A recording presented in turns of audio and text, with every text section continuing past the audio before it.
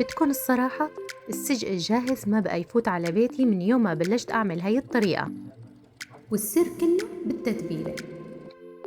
أول شي عملته أني تبلت اللحمة وشكلتها قطع صغيرة مثل هالشكل، وحطيت بالطواية شوية زيت ووزعت قطع السجق هيك بهذا الشكل، وصرت قلبهم على النار لحتى يستووا نص سوية.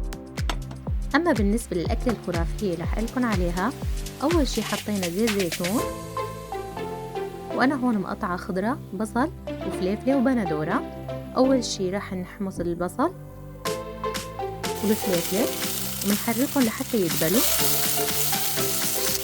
وبعد ما دبلوا ضفنا لهم البندورة ومنحركهم منيح لحتى تتعقد البندورة، ومنقلبهم منيح. وبعد ما تعقدت البندورة ضفنا البيض بهذا الشكل وقطع السجق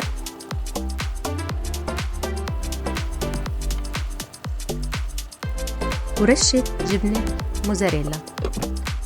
منغطيهم ومنتركهم على نار هادية. أنا بدي إياهم يكونوا بريشت، مانو مستويين استواء كامل. وبعدين بحط لهم رشة فلفل أسود، وهلأ صارت الأكلة جاهزة. خلونا ندوق. شوفولي على هالمنظر الخرافي، منظر ولا أشهى. ونحط لهم قطع السجق ومندوق. روعة. إذا حابين خبركن شو هي التتبيلة اكتبولي بالتعليقات، وهلأ رح أقلكن سلام.